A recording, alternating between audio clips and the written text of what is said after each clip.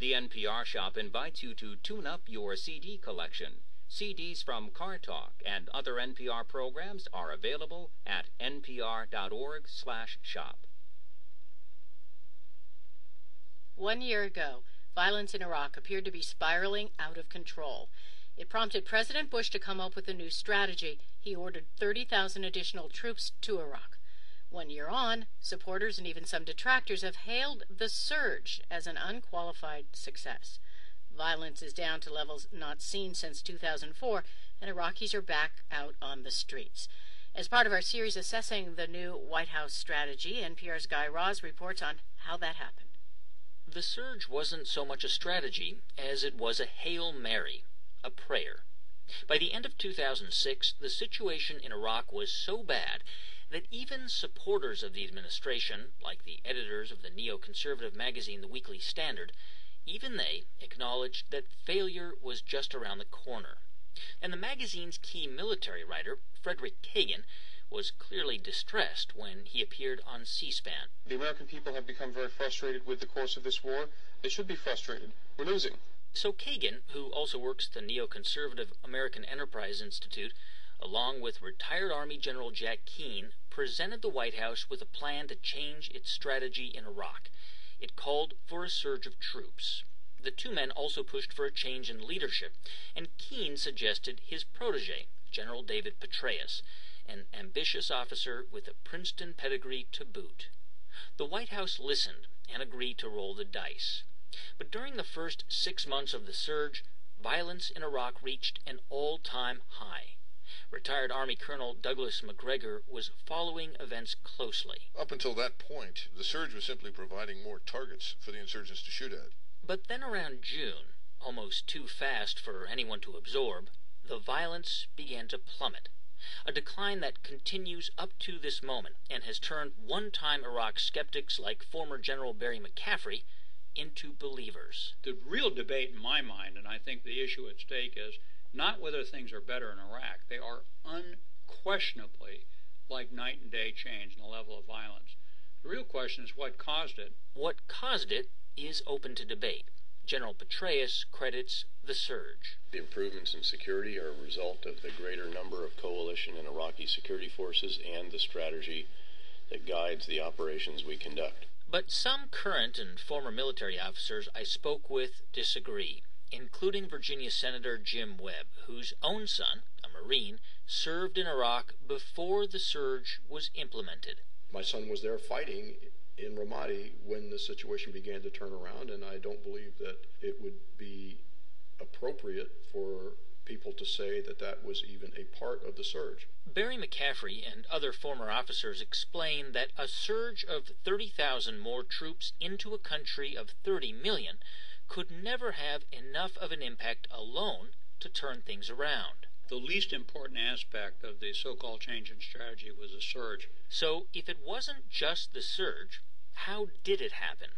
Well, part of it was exhaustion among Sunnis, tired of fighting and dying.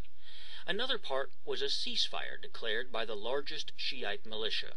But the other part, possibly the most significant, can be traced to the end of last May. That month, 126 U.S. troops died, the second deadliest month for U.S. forces during the war.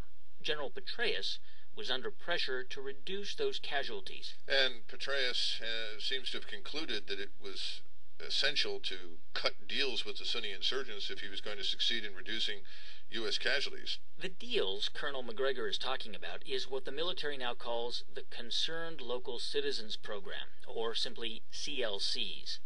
It's a somewhat abstract euphemism. The CLC program turns groups of former insurgents, including fighters for al-Qaeda in Iraq, into paid, temporary allies of the U.S. military.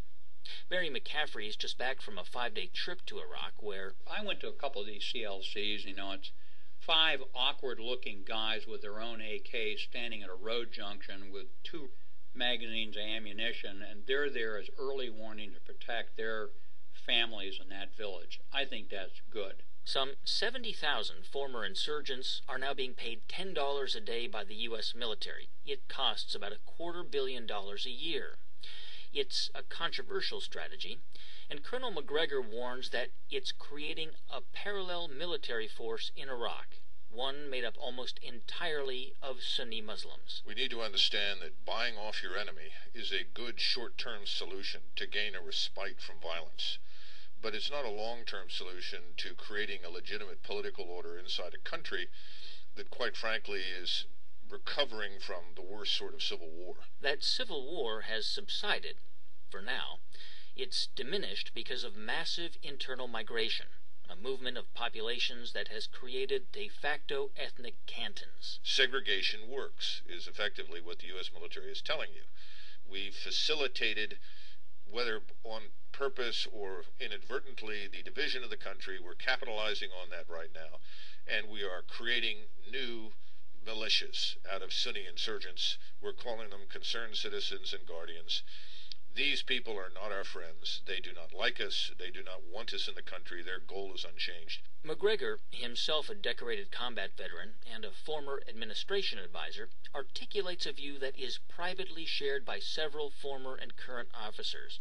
It's not that they believe the plan isn't working. It's that they see it as a dangerous one with potentially destructive consequences. But General Barry McCaffrey argues the gamble is worth taking. $10 a day, we could pay him that for 10 years if we had to. Better we provide an infusion of cash where we're keeping a local night watchman force on duty than we conduct combat operation. The money isn't a factor we ought to even take into account. People desperately want to see success. Again, Colonel Douglas Macgregor. They want to believe that we have done something positive for the population of Iraq, that we are helping them to become something positive. The thing that worries me most of all is what happens over the next 12 to 24 months in Iraq. Could we not have actually made matters worse in the long term? Are we not actually setting Iraq up for a worse civil war than the one we've already seen? Iraq can be seen as a conflict temporarily frozen. The largest Shiite militia group has, for the time being, sworn off attacking both the U.S. military and Sunni Muslims. Sunni groups are, for now, allying themselves with the United States for a fee. And in the north, Kurdish militants are focused on Turkey rather than Iraq. It is a waiting game, and still quietly, each group builds its own armory. They are all preparing for the inevitability of fighting another day. Guy Raz, NPR News, Washington. Tomorrow we'll hear about the growing disillusionment in Iraq over a political impasse that has paralyzed the government and the parliament.